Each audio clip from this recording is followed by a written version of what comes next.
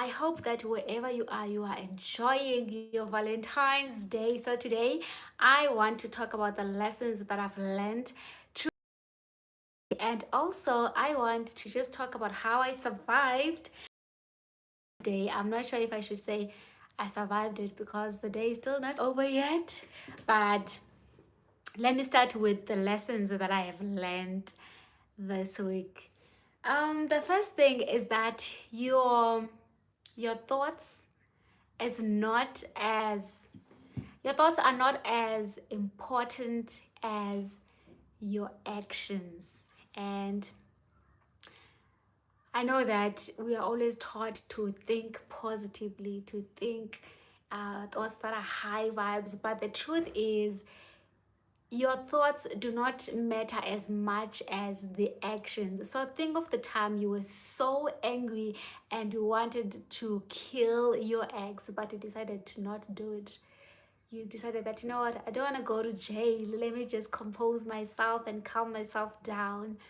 So in that situation, that would have been maybe justified, but because you did not take the action that you were thinking, that means that it is a win, and a win is a win.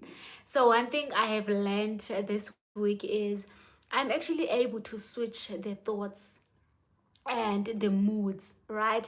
And I've seen this in the past where you find that someone is so angry at you, and then someone that they like, or maybe their boss or someone that they respect, comes in, and then all of a sudden now they are calm, they're no longer shouting and angry. So for us human beings, it's very important to understand that we choose to be angry, we choose the way we react, we choose to be angry, to shout and all of those things. But we are able, if we want to navigate our feelings and tell ourselves that even though I am so angry, this is how I'm going to react. Even though I am really mad right now at whoever, I am not going to shout at this person. And maybe sit down with yourself and write down, what are you mad about, what are you angry about, and why are you angry, why are you triggered. And instead of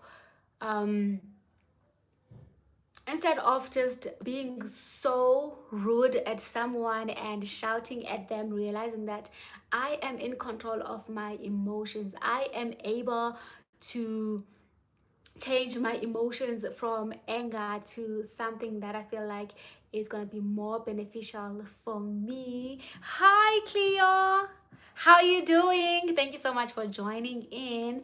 I'm just talking about the lessons that I've learned this week, and also I want to tell you guys about how I survived Valentine's Day at a later stage. So happy Valentine's Day.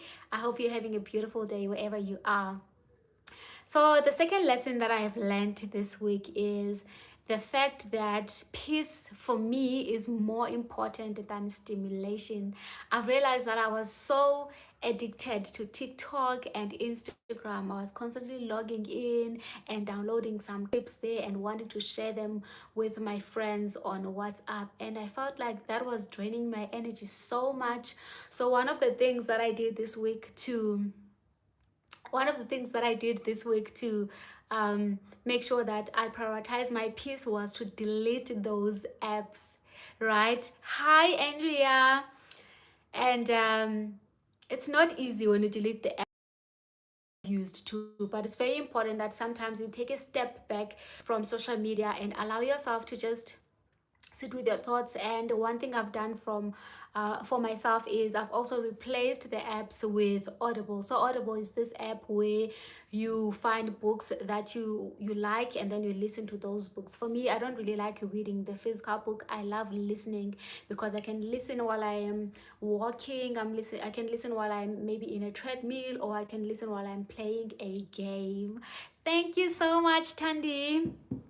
And so it's very important that you take some time to step back and delete the apps if you have to, or maybe restrict your apps. I used to have a way to restrict where I set the timer to say, okay, I'm only going to allow myself a screen time of 30 minutes on Instagram. But for me, that doesn't work because I go there and I put in my password, and then I watch again. All right.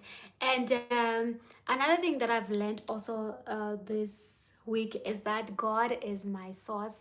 And when I remind myself and remember that God is my source, that helps me to move away from the scarcity mentality and to know and remember that God loves me. God has always loved me. God will always love me. That means that I have never lacked something that I need, and I will never lack something that I need, because sometimes we get so frustrated by things. Thank you so much. Thank you so much, guys. And so I was still saying that when you remember how much God loves you and how much God has always loved you, you remind yourself that you don't have to be so scared. You don't have to be so frustrated. You don't have to try and solve everything in your life. There are things that you need to just let go and let God, because you understand that God is more powerful than you, and God has a bigger perspective than you. So that's another thing that I did this week, just to remind myself that God has my back. God loves me. God has always loved me, and God will always love me. And He is my infinite source of supply. Whatever I need, God always provides and comes true for me. And that has helped me to really relax and rest and know that I am held. um no, it's not. I always do my lives on Saturdays and Sundays. I don't know, I think this is my fourth stream. Thank you so much, Tandy. Thank you guys for the love. I really appreciate all of you. And then what else did I want to say? Okay, the last thing that I wanted to share is that you don't have to solve everyone's problems, right? And this is something that I'm really learning as the firstborn daughter. I think if you are a firstborn daughter, you know how controlling we can be, how we want to resolve things, because we've always been motivated to be helpers. We've always been told how amazing we are when we do something good for our families. Thank you so much, Tandy. Right. So I've learned that I don't need to solve everyone's problems. There are problems that I need to understand that this problem is not mine. So I've been practicing something that is called the separation of tasks. So what the separation of task is, it is when you ask yourself, this task that I am so stressed about, or this action, whose task is it? Is it something that I need to do, or is it something that my loved one has to do? And you tell yourself that, you know what, I'm going to trust that my loved one is going to be able to resolve this. And for me, I used to interfere so much with people's tasks, right? I used to want them to do things my way, and I am learning on a daily to release control, to let go and let people do what they need to do. And I feel like it is also a respect for other people when you allow them to do what they need to do. It is like saying to them, I trust that you are going to handle whatever the situation is. I believe in you. So I know that you've got this, and keep going. And that is, I think, one of the highest forms of love, because when someone is controlling you, you feel sometimes so rebellious. It's like, I know that I'm supposed to do this, but I don't want you to tell me to do this. I want to do it from the goodness of my heart, not because you are telling me to do it. So I've learned to let go of control, to release control, and allow myself to let people do what they need to do. And I think this also applies to God. Sometimes we want to control our situations. We want God to answer the way we want. But if we take a step back and say, you know what, this task is not mine. This battle is not mine. I don't need to do this. I don't need to do anything here. I can just relax. I can just be still and know that God is God. So let go of the need to control everyone. Let go of the need to take people's responsibilities, and that will free you so much, and it will give you so much peace of mind when you allow people to do what they need to do. Okay. Yeah. Okay, now I'm done with my lessons. There were one thing I want to talk about is how I survived Valentine's Day. It is Valentine's Day today, and I feel like Valentine's is a beautiful day. There's a lot of pressure. And that is where we see people that are in relationships. Some people are getting cars, some people are getting flowers, some people are getting chocolates, some people are getting nice gifts. But for me, what um I have done for myself in this Valentine's is first realize that Valentine's Day is not just about romantic love. It is about love and loving everyone around you and also loving yourself. So the first thing that I did this morning to show myself some love is I woke up at 6 a.m. because it is weekend, and the first thing I did was to do breathing with Sandy. There's a guy here on YouTube that I really love. His videos is all about breathing. So if you want to regulate your nervous system, you can just search breathe with Sandy. And then I sat in my mat and I did my breathing exercises for about 12 minutes, and immediately after that I felt so good.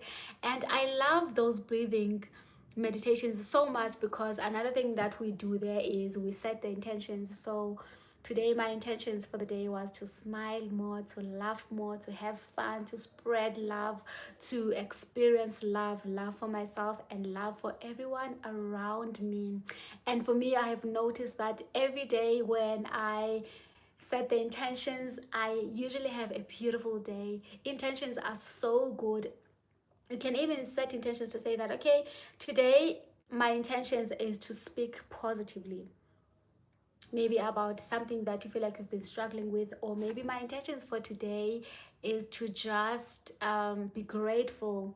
And you'll catch yourself when you want to complain, and then you'll remember that your intention for the day is to be grateful, and then you'll start being grateful for whatever that you have. And for me, another thing that I did was to have a note in my room that is written. I always make sure that I align my attention to my intention. So if I know that my intention was to be grateful for that day, I will make sure that I only focus and give attention to things that I feel like are going to make me more grateful, so that I am true to myself, so that no problem, my love. So that I make sure that my attention is really aligned with my intentions. Think about it. If your intention is to be grateful, then there's no way you're going to find something to be grateful for if you keep focusing on for an example, gossip or maybe news, because with news there's always bad news. Bad news is what mostly trends, right? And then the second thing that I did for myself was to go to the gym. I had a nice walk. My body is still sore because last week on Wednesday, I decided to go on a mission and start learning pull ups. And if you are a lady and you go to the gym, you know how difficult it is for us ladies to have upper strength. Hello, hello, hello. How are you doing? No problem.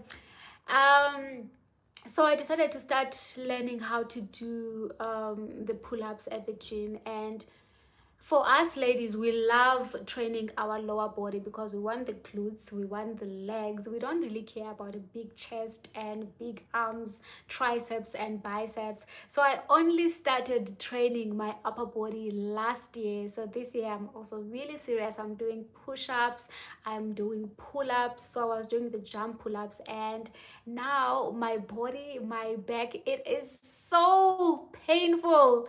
Oh my god, it is so painful. Usually when I do legs, my body can be sore for like a day. I have never experienced a exercise where my body is sore for more than 48 hours. But my coach is telling me that I need to trust the process, and I do trust the process. I know that I'm going to be okay. And also, if you have been following me for a long time, you have noticed or have seen last year that I was also trying to do a handstand. So I went back to that. I still don't know how to do it, but I feel like my upper body strength is much better now. I am able to at least hold the 30 seconds wall handstand for maybe 30 seconds, and I can do that 4 times, which is good for me. And that has taught me that, you know what, sometimes the progress is not always moving from not knowing how to do something and suddenly knowing how to do it. But progress is also in how you feel.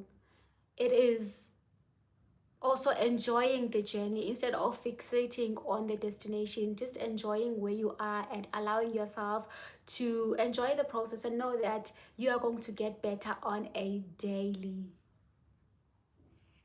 There's been times where I've been, yes. So when I've learned that when you have not used a muscle for a very long time, it gets very painful, because now it's like you have, um, I don't know, you've tickled a muscle that you're not used to using. So my body is still sore, which is why today I'm just gonna rest after this live and allow my body to just recover from that. And I trust that by December, or in 6 months time from now, I will see progress in those pull-ups, right? Hey, happy Valentine's Day. How are you doing? And okay, after that, then I decided to do yoga as well. And yoga was so nice. I love yoga. I love yoga so much. We did a lot of challenging poses. We did crow pose, elbow pose, and then I struggled with L sit as well. But I really love yoga. I love how yoga allows you to relax, to be free, to try and to fail forward. So I did that for myself, and then after that I came back home to listen to my audiobook. I'm listening to a romantic book titled Rebound. So if you guys love books, thank you so much. If you guys love books, you can recommend to me any books that you feel like I might enjoy. Currently I am reading a book titled The Rebound. How are you guys doing, and how are you spending your Valentines? And tell me, did you get flowers? Did you get chocolates? Did you get a gift? How is your Valentine's going? Or are you guys in cuddles as we speak with your people? How are you doing, and how is Valentine's? Yeah, I think I'm gonna thank you so much. I think I'm gonna live my life soon. But you guys tell me, how is your Valentine's Day? How are you doing? I love these glasses actually so much. How are you guys doing? And how is Valentine's Day? How is the day of love? How is the day of love? For me, I did not really struggle with pressure for Valentine's, because honestly, I have always dated people who do not believe in Valentine's.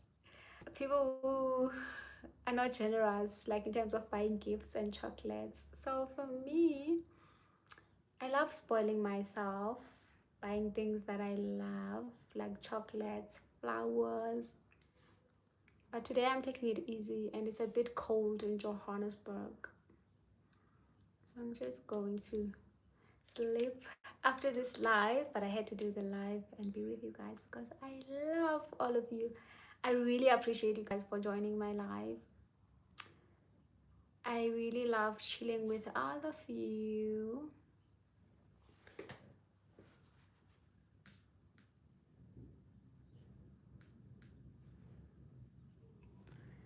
Ta-na-na-na. How's your Valentine's, you guys? How are you doing? How is the Valentines? Spend the Valentines at work. Oh. Hey, you caught me off guard there when you're saying 3 people. Me, myself, and I love that. I feel like really Valentine's is not just about romantic love. Valentine's is about pouring love to your siblings, to yourself, to your family, to your kids. So I love that. Um, yeah, so enjoy your day. Even if you're at work, enjoy your day.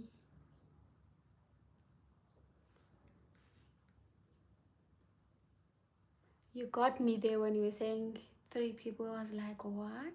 What? Some of us don't even have a person, and you have 3. How come? How can you have 3 people at the same time? I feel like that is judgmental, and I'm not supposed to be judging.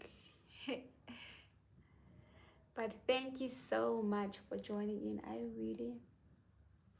I really appreciate you. Happy Valentines. Um, mm, mm, mm.